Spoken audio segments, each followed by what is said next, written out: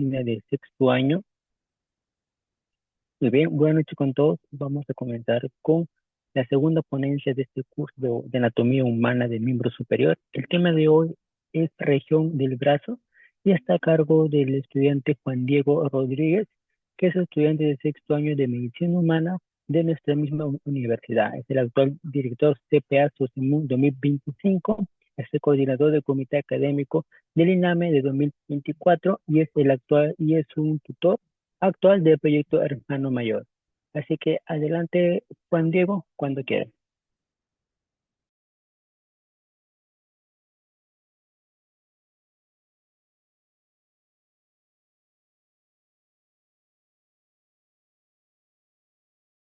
Chicos, ¿qué tal? Buenas noches. ¿Qué tal se me escucha?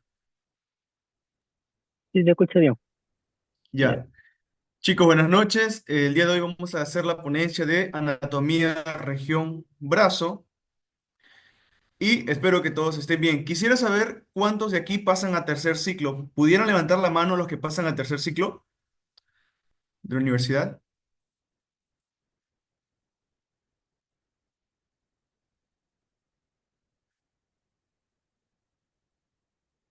Chicos, levanten la mano los que pasan a tercer ciclo. Uy, ya sí, son varios. Ya, chicos. Eh, el día de hoy vamos a aprender un poco sobre ya pueden bajar su mano. Sobre de lo que se trata pasar de la anatomía de pre-uni a la anatomía de universidad.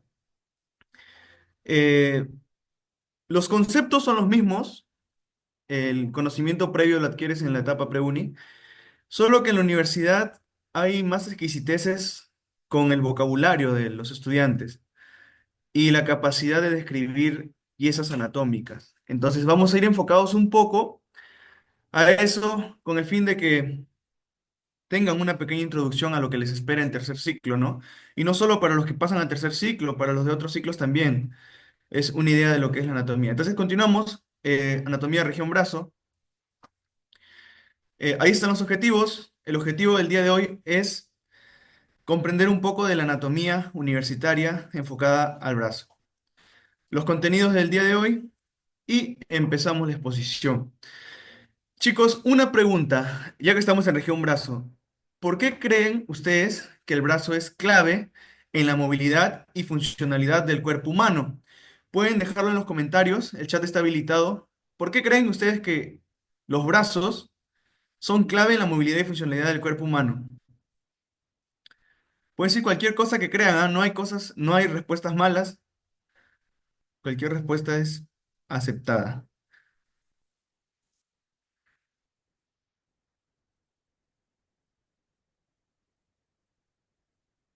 ¿Por qué creen que el brazo es la clave en la movilidad y funcionalidad del cuerpo humano?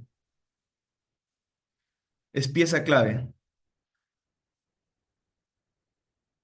Mm, si no comentan, llamo a...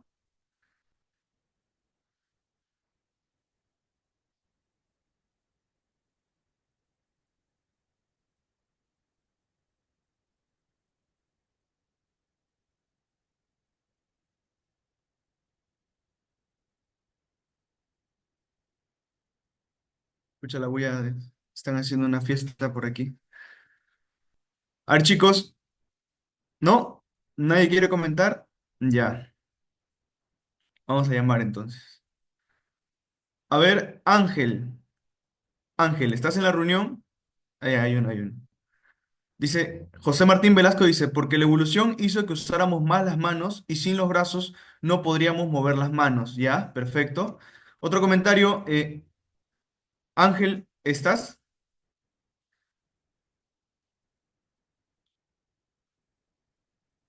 Porque facilita la movilización.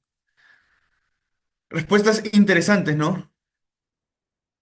Uno porque por las manos y los brazos conectan con las manos y porque nos permite movernos. Imagino que te refieres a mover objetos, ¿no? A mover cosas con las manos. Ya, muy bien. ¿Sí? Ya. Sí, claro. Los brazos son claves en nuestro organismo porque es parte de la evolución, ¿no? Si no fuéramos como pescaditos. Pero, ¿qué pasa con la imagen? ¿Qué pasa con esta persona que no tiene brazos? ¿Son en ella los brazos piezas claves de su evolución? ¿Qué opinan? ¿En esas personas son los brazos piezas claves en su evolución o es que ellas no han evolucionado así? Pueden prender su audio, todo, levantar la manito, ¿ah? Los que quieran opinar.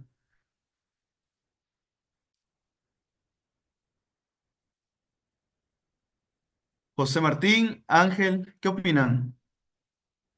Alexis Gabriel, Adriana, Angulo Inocente, ¿qué opinan de este caso?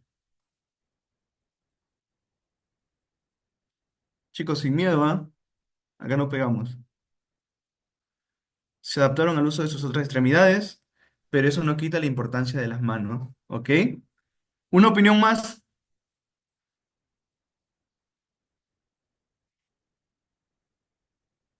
una opinión más. ¿Qué piensan de esta persona, de esta imagen?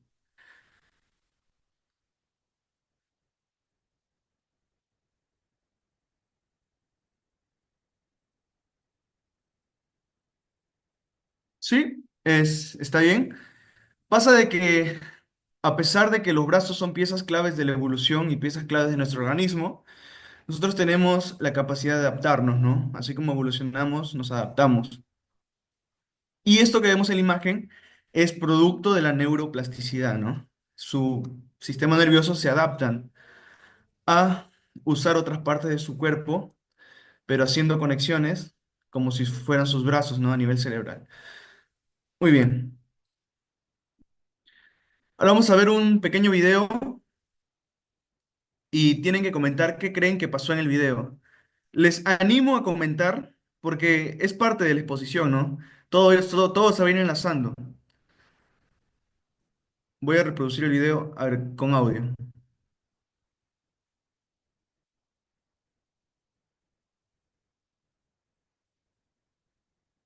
¿Ya? A ver. Quiero volver a sentir quiero que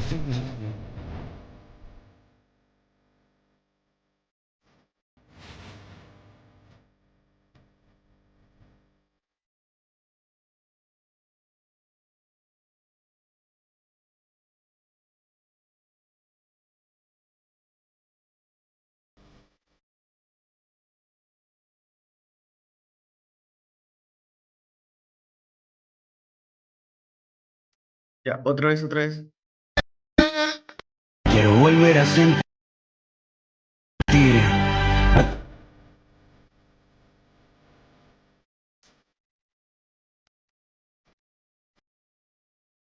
Ya, suficiente. ¿Qué creen que pasó? ¿Qué pasó con la chica? ¿Se lesionó y perdió la movilidad? Sí, a ver, otro comentario. Claro, se lesionó y perdió la movilidad, pero ¿la movilidad de qué? La movilidad de brazos, piernas, su cadera quizás, su espalda. ¿Qué se lesionó? Fractura en el brazo, ya. Ya, se fracturó la chica y perdió la movilidad de su brazo. Uy, ya, ¿qué más? Sí, ya, muy bien. Entonces, ya que estamos en anatomía, precisamente la anatomía es pieza fundamental para resolver casos clínicos en semiología, en los ciclos superiores. Así que hay que, de alguna manera, enfocarlo así, ¿no?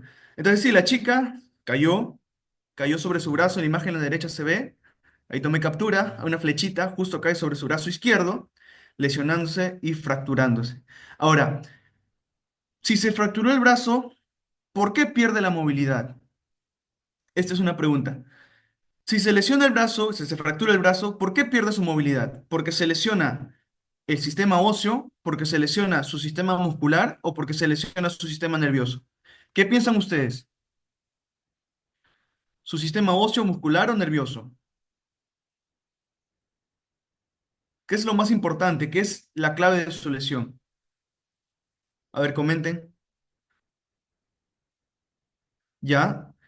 José Velasco dice nervioso, Darwin dice muscular, claro. Sistema óseo y todo el conjunto de su alrededor. Sistema nervioso, ¿sí? ¿Qué más?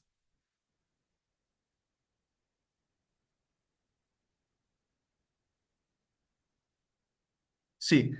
La clave, chicos, era todo el sistema, todos los sistemas. Las tres eran claves correctas.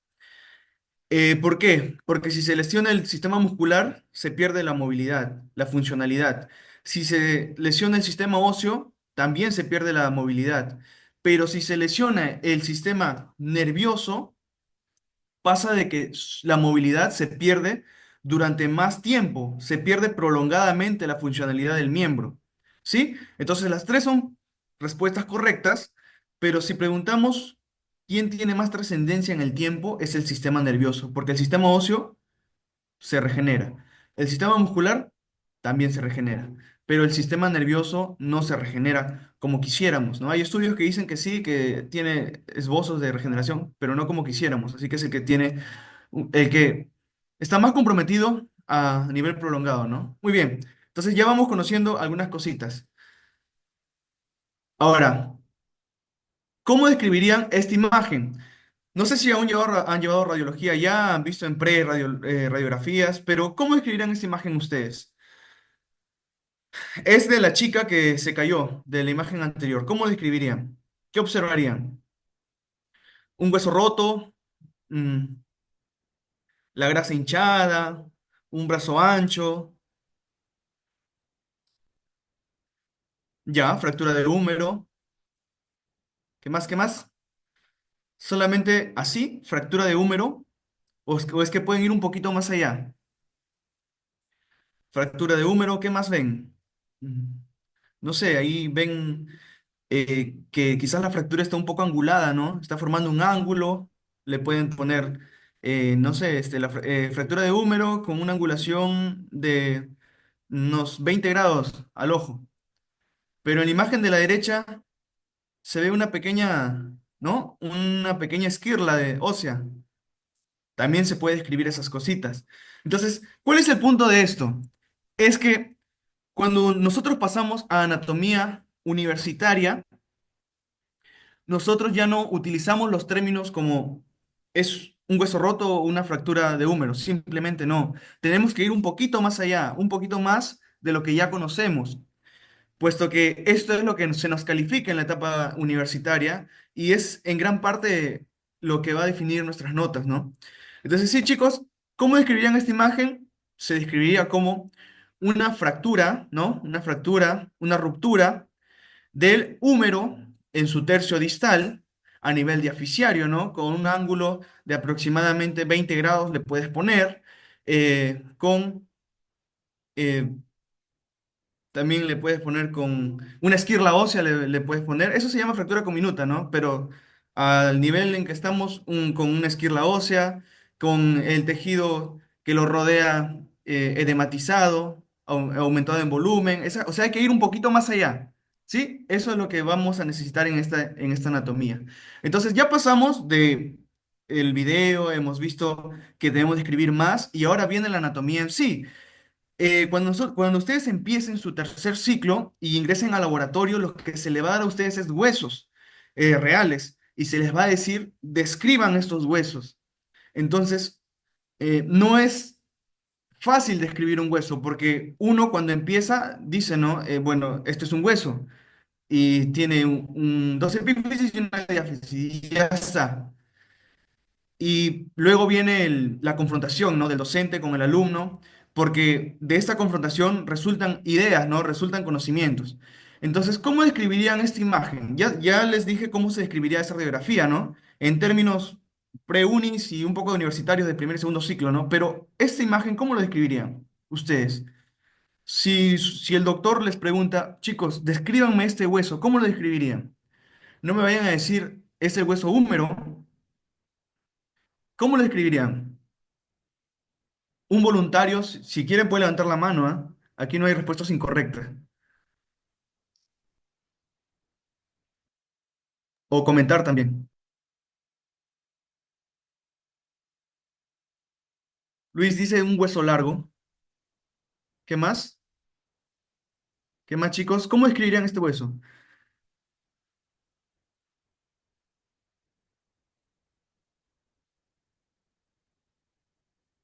A ver, están escribiendo, creo.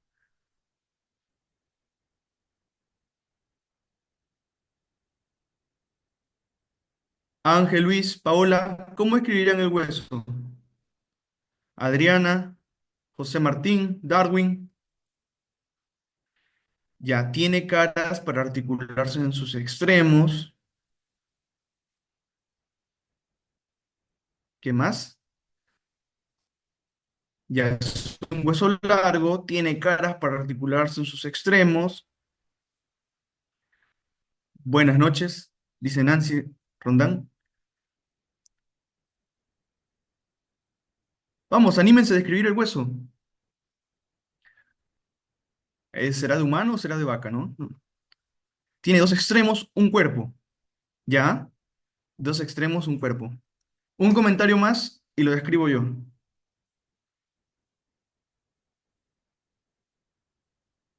A ver, anímense, anímense. Paola, Adriana, José, José Martín. ¿Cómo describirían este hueso? Creo que están preparando por ahí un comentario larguísimo con toda la descripción. Tiene zonas para inserciones musculares. Perfecto. Bien, chicos, cuando se les evalúe esto, ya, otro comentario, a ver qué dice. Hueso largo par simétrico. Ajá.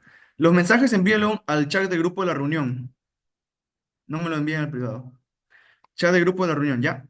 Sí.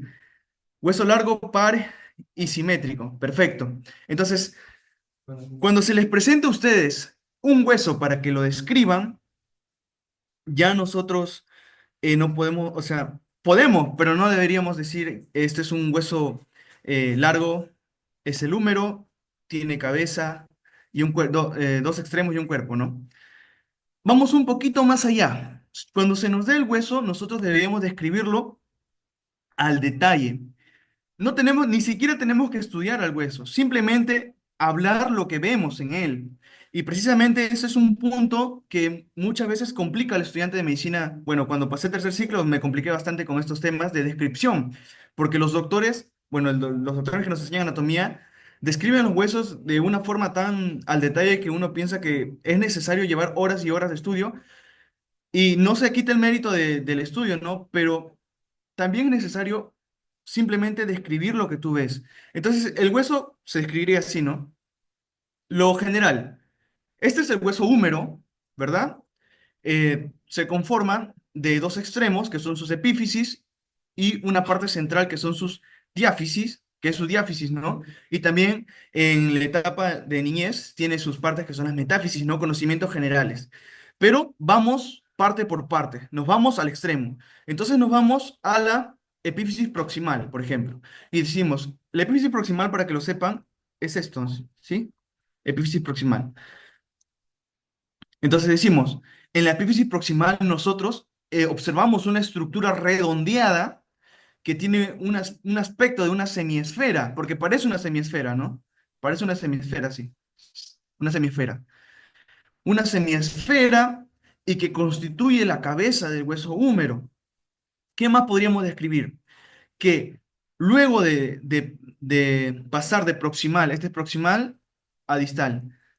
Si nos vamos de proximal a distal, luego de la semiesfera que se conoce como cabeza del hueso húmero, nosotros encontramos un estrechamiento aquí, a este nivel. Un estrechamiento después que viene de la cabeza, y ese estrechamiento tiene la característica de ser una superficie rugosa, porque acá vemos rugosidades, ¿sí? Para que se inserten los músculos.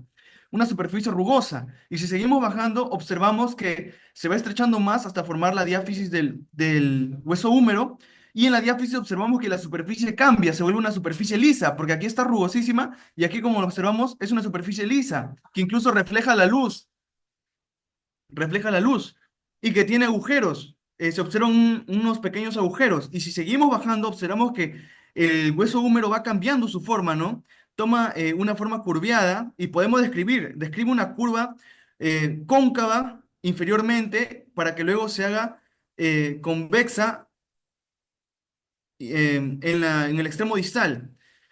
También podemos describir la epífisis distal, esta es la epífisis distal, podemos decir que es una estructura que es distinta a la epífisis proximal, una estructura más aplanada que tiene depresiones, una, dos, tres depresiones. Observamos también unas pequeñas elevaciones a este nivel que vendrían a ser unas crestas, podríamos decirlo nosotros como crestas, o unas columnitas.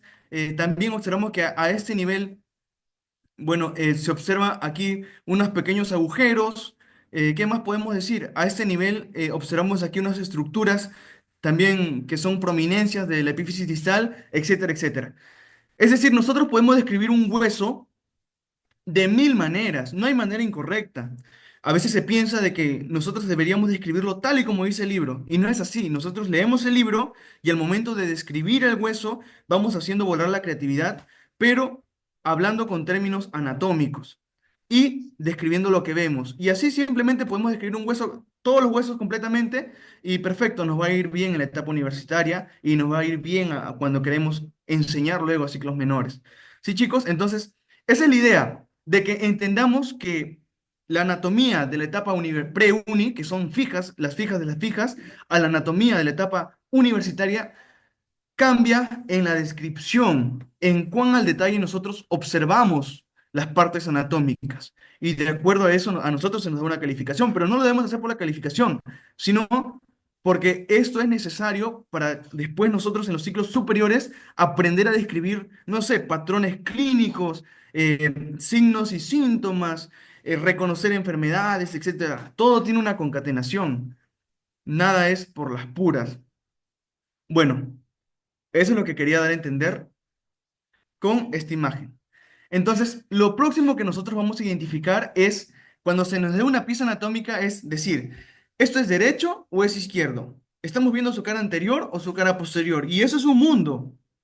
Cuando yo inicié en anatomía, se nos daba piezas y se nos preguntaba, ¿no? Ahí, en directo, ¿qué es? ¿Derecho o izquierdo? Entonces tú sudas frío porque no sabes, ¿esto será derecho o es que lo estoy viendo mal o etcétera? Entonces, yo les pregunto a ustedes, ¿no? Más o menos con el conocimiento que tienen.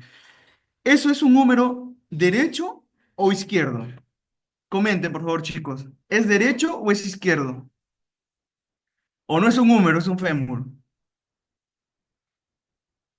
¿Qué creen? ¿Derecho o izquierdo?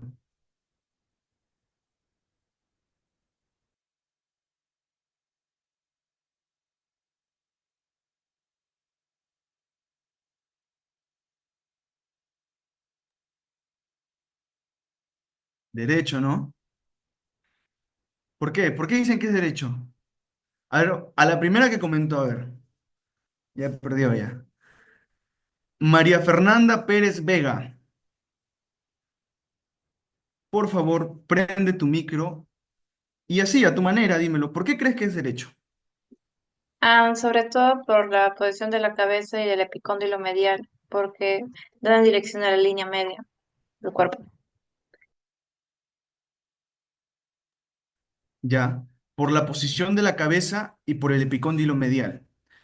A ver, José Martín Velasco, ¿tú por qué crees que es derecho?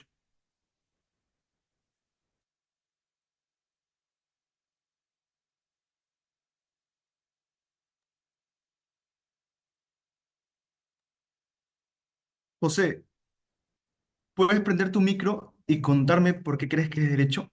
Ah, ya, bueno, ya lo comentaste igual, ¿no? Por la posición de la articulación que iría con el hombro, sí, ¿no? O porque así está en sus libros de Vesalius, o porque así está en sus libros Preuni, ¿no? En su libro de Lumbreras, en su Tórtora, porque ponen siempre ahí el húmero derecho y ya se nos quedó la imagen de que esto es derecho y punto, ¿no?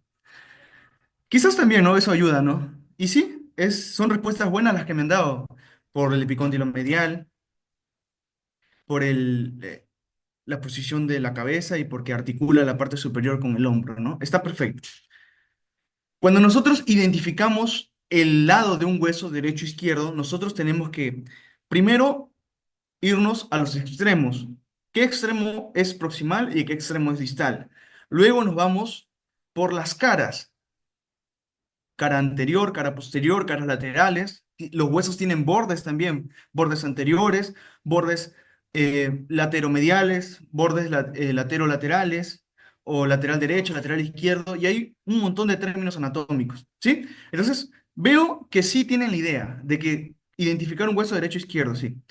Ahora, cuando nosotros lo llevemos a la práctica, cuando ustedes lo lleven a la práctica, se les va a dar un hueso y lo tienen que describir, pues. Entonces, y se nos pide que describamos con tres ejes. Y hasta donde me han dicho, me han mencionado solo un eje, que es el eje de medial, ¿no? Porque la cabeza está arriba y porque el epicóndilo medial, porque se articula arriba, entonces estamos solo en un eje, en el eje longitudinal. Sí, chicos, pero eso ya lo van a ir aprendiendo con el tiempo. Tenemos que también describir, ¿no?, los otros ejes, el transversal, el eje coronal. Pero eso ya lo van a ver más a fondo cuando lleven su anatomía como curso. Pero más o menos les doy la idea de que cuando ustedes describan, que traten de lo mínimo describirlo y que con eso uno ya va aprendiendo más, un poco más de lo que ya sabemos. Entonces, ya no pregunto qué es anterior o posterior porque si arriba es la cabeza y esto es medial, entonces estamos viendo la cara anterior del hueso húmero. ¿Sí? Y ahora sí pasamos a lo fuerte del curso. Bueno, al menos en la Universidad del Santa, lo que se nos pide bastante es que tengamos cuidado con los términos. A veces uno por descuidado dice unas cosas que, o sea, en nuestra mente tenemos la idea, ¿no?, de lo que queremos decir, pero cuando sale para afuera, valga la redundancia, se nos da la retroalimentación por parte del docente, ¿no? Algunos docentes nos pueden dar la retroalimentación de manera positiva y otros de una manera como que deberíamos estudiar más, ¿no? Entonces, y eso impacta a veces en el estudiante. Entonces, chicos, ahí les dejo un artículo nada más para que lo vean. Cuidado con lo que digan. Este es un artículo que básicamente recopila la cantidad de términos que se utilizan en anatomía con el fin de que no hablemos por hablar, sino que conozcamos lo que decimos. Se habla de cabeza, se habla de canales, se habla de caras, carillas y fositas, se habla de capítulos, de cóndilos, conductos, conductillos, crestas, incisuras, epicóndilos, espinas, ámulo, las fobias, etcétera, etcétera. Y ahí está la referencia.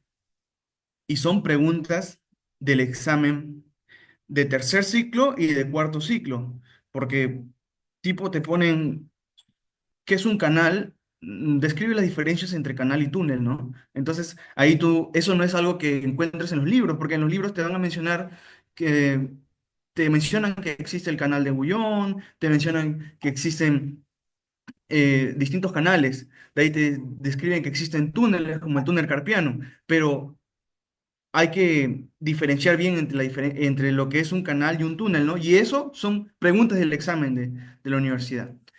Y como les digo, como son preguntas del examen, significa que la anatomía de la universidad ya no se trata de conocer las fijas, sino de conocer, de escribir, de conocer más detalles de lo que es la anatomía. Entonces, ahí se los dejo para que lo puedan ver. Y ya conociendo más o menos cómo se orienta la anatomía en la etapa universitaria, y cositas que deberíamos conocer un poquito más a fondo, ya vamos a hablar del hueso húmero, de la región brazo como tal. La región brazo la conocen ya, básicamente es desde la articulación del hombro hasta la articulación del codo, y ese segmento de cuerpo se llama brazo. Y en los libros que utilizamos, se mencionan bordes, se mencionan caras. Este es el hueso húmero,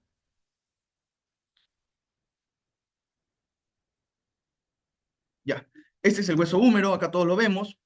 Y observamos que si lo vemos desde arriba al hueso, a este huesito, si lo vemos desde arriba, vamos a observar una forma triangular que si vamos bajando en el hueso va a ir cambiando su forma. Pero en general se le toma que tiene una forma triangular, de manera que tiene una cara anterointerna, una cara anteroexterna y una cara posterior. Y aquí vemos, si este fuera el hueso y tendría esta forma, aquí está la cara anterointerna, anteroexterna, y una cara posterior que no la vemos aquí, pero está posterior. Y esta cara que está arriba sería su cara superior. No lo describen como cara como tal, pero se pone para simplificar la idea de la forma del hueso húmero. Y así como el húmero, todos los huesos tienen una forma cuboidea, y etcétera, etcétera. Y es bueno darles formas porque de acuerdo a eso nosotros identificamos sus bordes. El borde que se forma de unir estas dos caras es el borde anterior. Aquí tenemos un borde posterior interno y un borde posterior externo. Entonces, más o menos así orientamos el hueso húmero. Y como ya sabrán, aquí tenemos el hueso húmero, tenemos la escápula. Se articulan juntos en la articulación del hombro con distintos ligamentos. Y tiene una epífisis superior, una diáfisis y una epífisis inferior. Eso ya lo sabemos. ¿Y qué estructuras o accidentes anatómicos podemos reconocer aquí? Tenemos la cabeza del húmero, que es aquí, se describe como una semiesfera, un segmento de esfera, otra que dicen 2/3 de esfera. Cuando ustedes ya lean los libros van a identificar que según el libro se describen distintas maneras y que no es que debamos aprenderlas todas, pero al menos tenerlas en cuenta, porque el tipo en el examen te pone un nombre que no lo conocías y, y luego no sabes qué responder, pero, o sea, y era algo que sí sabías, solo que no conocías el nombre como tal.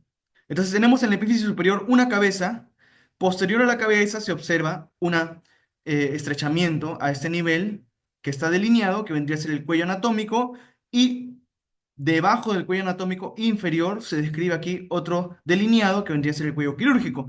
Ya saben que la diferencia es que el cuello quirúrgico se denomina así porque es el cuello que más, la parte anatómica del húmero que más se fractura, y el anatómico es como tal, es la formación del hueso húmero embriológicamente forma este cuello, ¿no? ¿Qué más tenemos en esta estructura? Tenemos acá dos protuberancias, ¿sí? Dos tubérculos. El más pequeño y el más medial se llama troquín, y el más grande y más lateral es el troquíter. Troquín, troquíter, también llamado tubérculo menor, tubérculo mayor. De ahí tenemos la corredera bicipital. A este nivel observamos que entre los tubérculos, así lo describen, entre los troquín y troquíter o entre los tubérculos de la epífisis proximal se forma una corredera, un canal a este nivel. Y a este canal se llama corredera bicipital. Se llama así porque es por donde va a pasar el tendón del músculo el bíceps braquial. ¿Qué más tenemos aquí? Luego de identificar los accidentes anatómicos de la epífisis proximal, en la diáfisis que observamos, observamos una tuberosidad deltoidea. A este nivel estaría. Si ustedes ven aquí la corredera bicipital baja, baja, baja, baja, baja, y a este nivel describe una V. Aquí, una V. Y esa V, las personas que enseñan anatomía por YouTube, a esa V le denominan la tuberosidad deltoidea. Y, y eso muchas veces nosotros aprendemos de YouTube para que nos ayude un poco, pero al momento de sustentarlo en laboratorio, se nos dice que está mal, pues, porque ¿cómo una V va a ser una tuberosidad? No tiene sentido, porque una tuberosidad es una prominencia que tiene forma de tubérculo. Y una V es una V, o sea, los tubérculos no tienen forma de V. Entonces, a eso me voy con que hay que tener cuidado con los términos que utilizamos. Existe la tuberosidad deltoidea. Existe. La tuberosidad deltoidea está a este nivel, casi, a este nivel. La tuberosidad deltoidea como tal tiene forma de tubérculo. Pero a toda esta estructura, a esa estructura que tiene forma de V, se le denomina la V deltoidea. ¿Sí? Tiene otro nombre, V deltoidea. Entonces, la tuberosidad va a estar dentro de la V deltoidea. Son cositas que uno a veces tiene que revisar en libros para que identifique, ¿no? Porque en YouTube a veces está fácil, ¿no? En YouTube te enseña fácil, pero luego a la hora de sustentarlo nos encontramos con cositas que no eran como pensábamos. El canal del nervio radial lo vamos a encontrar en la cara posterior del hueso húmero. Este es el hueso húmero, su cara posterior. Aquí observamos, ¿no? Aquí se ve mucho mejor la cabeza del húmero. Se ve aquí el troquín o troquíter. El troquíter porque es lateral y posterior. Y si vamos bajando a este nivel, se observa aquí como una torsión, como si el hueso húmero se torsionara sobre sí mismo. Esa torsión describe un canal en medio. A este canal se le llama el canal del nervio radial, o también se le denomina el canal del hueso húmero, ¿no? Pero también hay que utilizar el nombre del canal del nervio radial para que nos ayude a identificar qué hay dentro, ¿no? Que es el nervio radial. Por aquí pasa el nervio radial. Y eso es lo que le pasó a la chica de la imagen que vimos en el caso, en el videíto. La chica cae al suelo, se apoya sobre la palma de su mano, la fuerza de impacto va desde inferior hacia superior, de manera de que como esta zona, precisamente esta zona del hueso está torsionada, las zonas torsionadas son proclives a fracturas. A este nivel se fractura. ¿Y quién pasaba por ahí? El nervio radial. Se lesiona el nervio radial y pierde la movilidad. Entonces ahí se comprometió con mayor preponderancia del nervio radial. Seguimos, ¿qué más observamos aquí? En la epífisis inferior a este nivel, sí se observan ciertas estructuras particulares. Tenemos aquí la tróclea y la epitróclea. Tróclea básicamente eh, se traduce como palanca, ¿no? Como palanca, como... Hay unas estructuras que utilizan los albañiles, que se me fue el nombre. Los albañiles utilizan una estructura que sirve para llevar cosas pesadas desde pisos inferiores a pisos superiores. Eh, eso se llama, ¿cómo se llama? Se me fue el nombre, pero a eso se refiere, a un tipo de palanca que existe, ¿no? Que tiene esta forma precisamente, una forma de embudo. Y esta forma de embudo se le denomina tróclea en anatomía, y precisamente nosotros lo tenemos a este nivel. Tenemos una estructura que tiene una forma de embudo, por eso se le llama tróclea. Y la epitróclea es la estructura que está encima de la tróclea. Simple. ¿Qué más tenemos? Tenemos la tróclea, epitróclea, tenemos cóndilo y epicóndilo. Entonces, si aquí está la tróclea, la estructura que sobra a este nivel es el cóndilo y encima de él tenemos una pequeña elevación que sería el epicóndilo.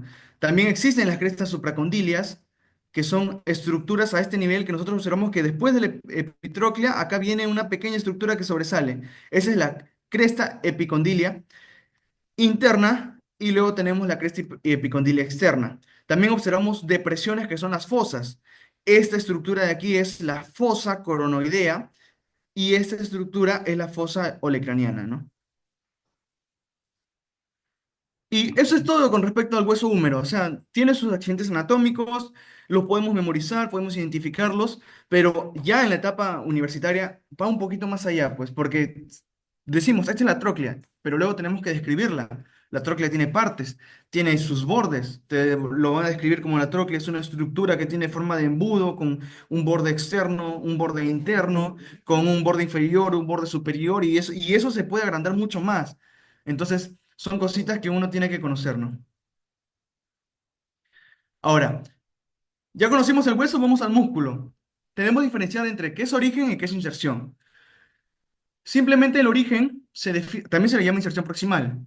El origen es la parte del músculo que está fija, que es decir, que no se mueve. Y la inserción es la parte del músculo que se va a mover para cumplir su función. Así de simple. Entonces aquí tenemos los músculos del brazo. Tenemos que el brazo como tal se compone de músculos anteriores y músculos posteriores. Los anteriores son bíceps braquial, coracobraquial, braquial anterior y los posteriores es el tríceps braquial. Son 4 músculos nada más, es poquito. Y hay que conocer un poco sobre su inserción. Empezamos con el bíceps braquial. Es el músculo de Popeye, ¿no? Es este músculo que observamos aquí. Este músculo. Este es el músculo bíceps braquial. Y como observarán, tiene forma de conejito con sus 2 orejas, es decir, tiene 2 cabezas. Y sus inserciones proximales van a ser a estos niveles. Tenemos la inserción proximal del músculo braquial, bíceps braquial. Tenemos que la porción corta vendría a ser este. Esta es la porción corta.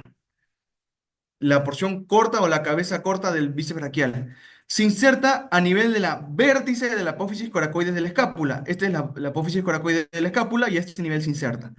¿Y qué más tenemos? Que la porción larga, que es esta estructura que va por dentro y sale por aquí, por eso es la porción larga, porque es más larga que la porción corta. Y en esta imagen lo podemos observar. Esta es la porción larga, cuando ingresa, rodea a la articulación del hombro y se dirige hacia la escápula, ¿no? Entonces, por eso es la cabeza larga. ¿Dónde se inserta? En la tuberosidad supraclanoidea de la escápula.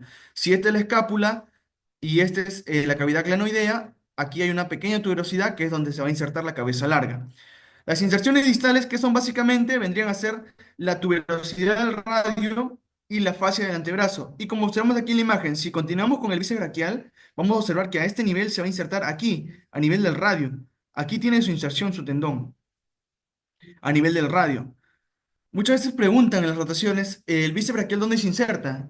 Y cuando se toca el bíceps, se lo toca, uno identifica que hay una estructura dura, ¿no? Pero se dirige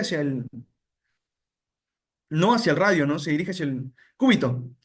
Entonces nosotros decimos, ¿qué está pasando acá? Entonces pasa de que esa estructura dura que nosotros palpamos no es el tendón, sino es la aponeurosis bicipital, que vendría a ser esta estructura que se dirige hacia el húmero, ¿no? Esta aponeurosis se puede hacer dura y puede dar la falsa idea de que la inserción como tal es solamente a nivel del cúbito, ¿no? Pero en realidad es a nivel del radio.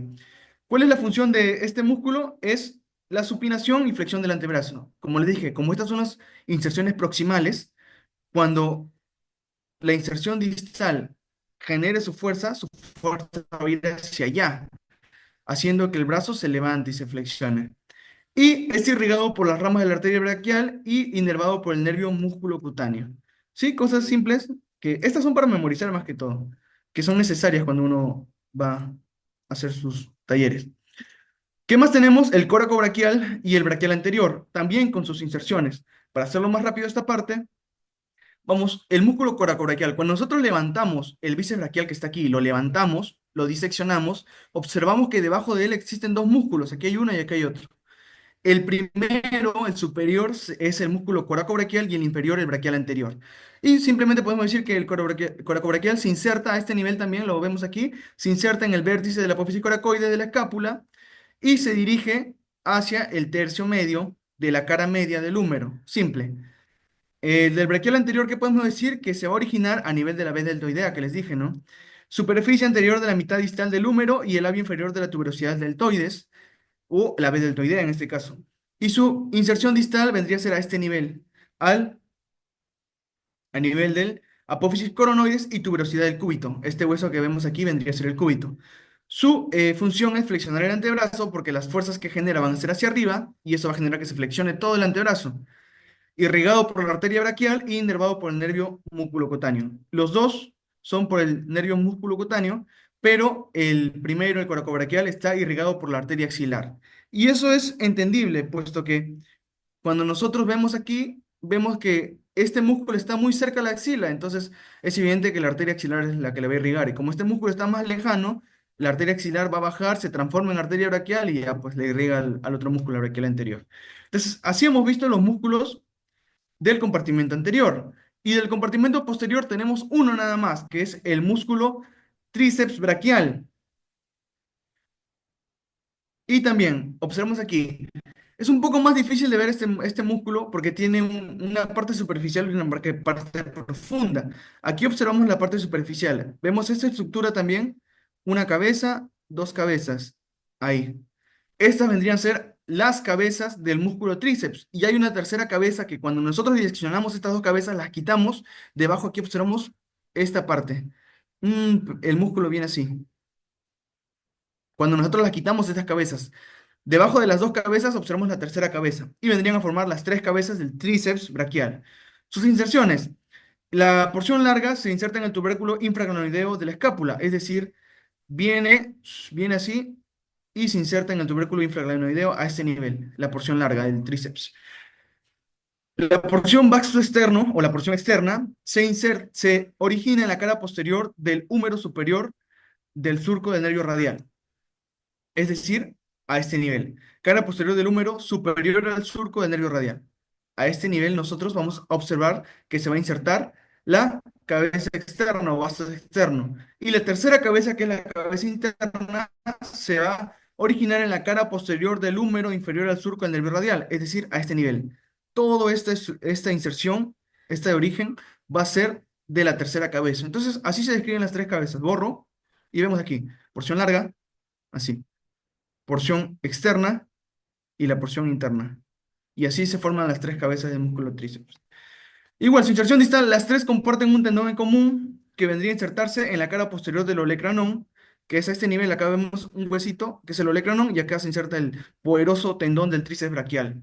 Función principal extensor, porque cuando se contraiga va a generar que el brazo vaya hacia allá, hacia atrás, ¿no? y va a generar esto la extensión.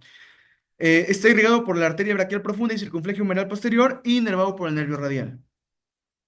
Y para recordar, los músculos del compartimento posterior anterior, los tres del compartimento anterior son inervados por el nervio musculocutáneo, los tres. Y el posterior solo es un músculo, está inervado por el nervio radial. Entonces, ya conocidos la estructura ósea, los músculos, pasamos al plexo braquial, que es una estructura muy importante. Vamos así. El plexo braquial vendría a ser una red de nervios, que aquí en esta imagen lo vemos.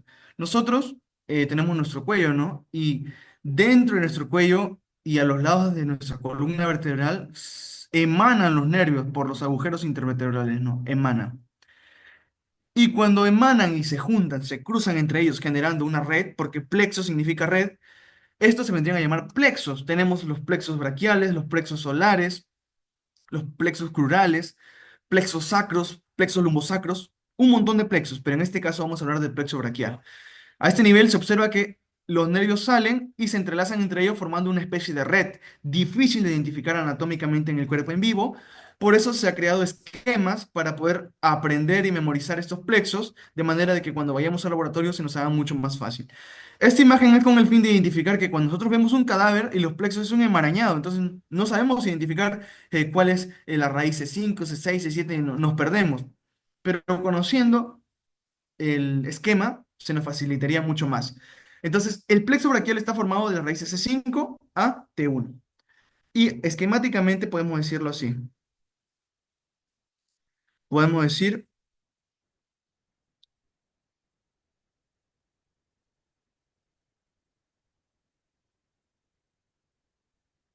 aquí, el esquema. Vamos a ver el esquema al toque ya. Tenemos que los plexos tienen sus raíces, tienen troncos, tienen divisiones, tienen cordones y tienen sus ramos terminales, sus brazos terminales, sus ramos terminales. Así de simple. Y es pregunta de examen, ¿ah? Esto es pregunta de examen de primer ciclo y en segundo ciclo de los otros plexos, pero de primer ciclo. Plexo braquial, pregunta clásica del examen. Preguntan, ¿cuáles son las partes del plexo? Ah, bueno, pues, o describe el plexo braquial. El plexo braquial se origina de sus raíces forman troncos, los troncos forman divisiones, los divisiones forman cordones, los cordones forman los ramos terminales. Simple. Y ahora, el plexo vendría a formarse desde C5 a T1 y se unen para formar ciertas patrones, ¿no? C5 y C6 se unen para formar el tronco superior. C7 continúa, no se une con nadie y forma el tronco medio. C8 y T1 se unen para formar el tronco inferior. Pregunta de examen. ¿El tronco superior está formado por qué raíces? C5 y C6. Así se resuelve el examen. Así viene en el examen de la universidad. Ahora, el tronco superior a este nivel, a nivel de las divisiones, se llama así porque todos los troncos se van a dividir. Miren, el superior tiene un ramo que continúa y un ramo que se divide. El medio, un ramo que va hacia arriba y un ramo que sigue su camino. El inferior, un ramo que se dirige hacia arriba y un ramo que sigue su camino. Entonces, todos se dividen. Preguntan, ¿cuál es el tronco del plexo braquial que no tiene división? Bueno, es ninguno de los anteriores porque todos se dividen. Continuando con las divisiones, cuando se dividen, vuelven a juntar y se forman cordones. Tenemos el cordón lateral, cordón posterior, cordón medial. Y preguntan también, dicen, ¿cuál es el origen del cordón posterior? Ah, entonces, nosotros tenemos en la cabeza que el cordón posterior, y a esto debemos tener esquematizado en la cabeza. El cordón posterior, si continuamos, mire, viene una rama de arriba, tiene una rama de aquí y una rama de acá. Ah, entonces el cordón posterior tiene raíces C5, C6, C7, C8 y T1. Ah, entonces, pregunta, ¿cuál es el cordón que recibe raíces de todos? El cordón posterior, ¿no? Así te van a variar las preguntas y se pueden resolver. Y los ramos terminales, finalmente, se forman, ¿no? Tenemos el ramo musculocutáneo, que precisamente es el que inerva todos los músculos del brazo del compartimento anterior. Tenemos el nervio axilar, tenemos el nervio mediano, el nervio radial y el nervio ulnar. Y se nos pregunta clásicamente, se nos dice, siempre viene, esta siempre viene, se nos dice, el nervio radial, y eso incluso en dos exámenes se repitieron, de la universidad, o sea, del curso pues, de anatomía. ¿El nervio radial está compuesto de qué raíces? Ah, el nervio radial está compuesto de C5, C6, C7, C8 y T1. ¿Por qué? Porque si nosotros continuamos el nervio radial, seguimos su camino, ¿de dónde viene?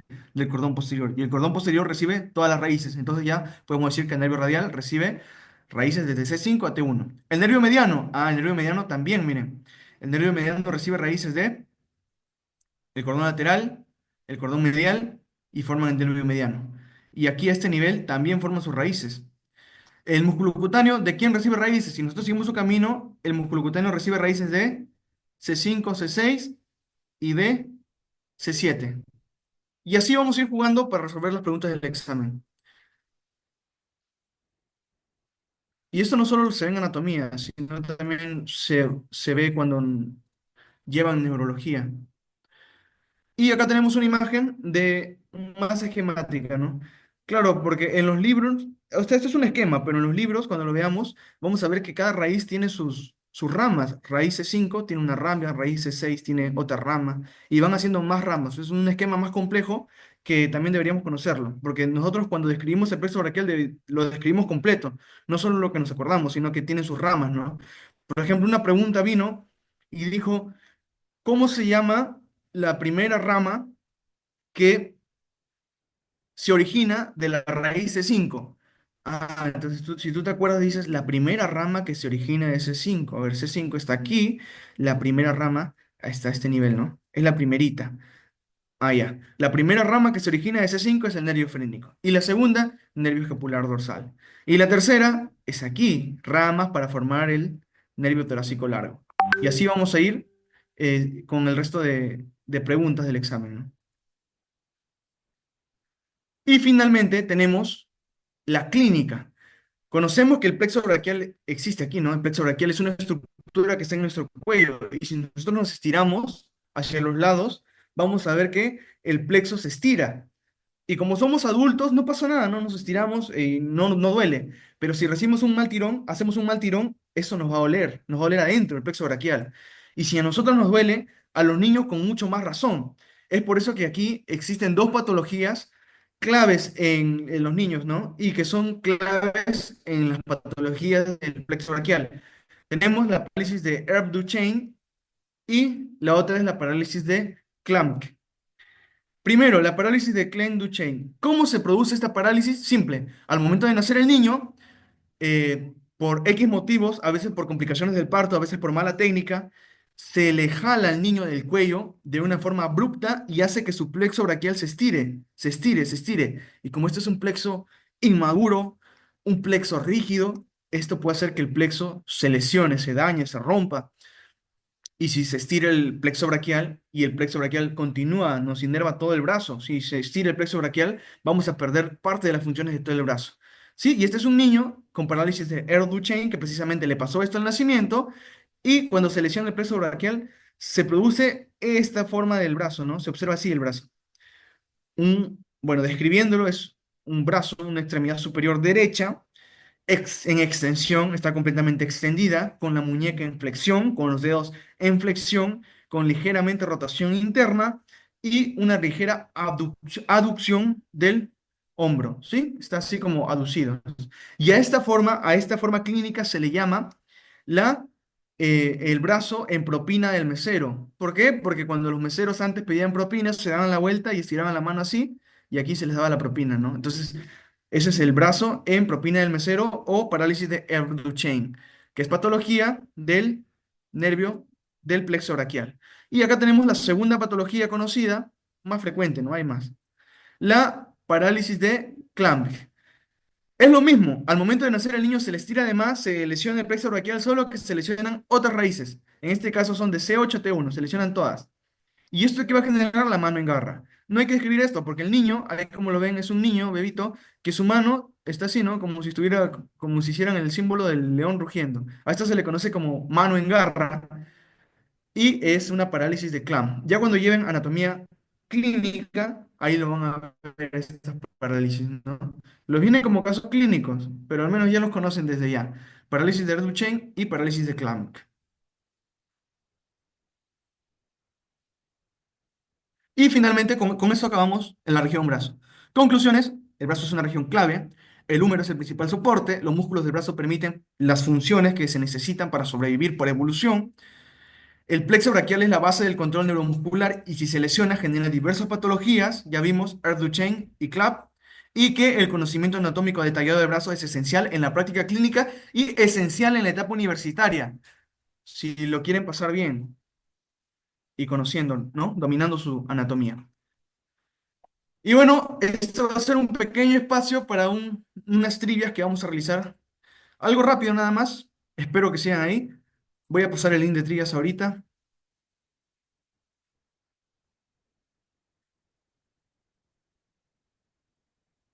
Estas trivias están hechas con preguntas del examen también. Nosotros nos acordamos un poco de las preguntas y las tratamos de poner ahí, examen Senan, ¿no?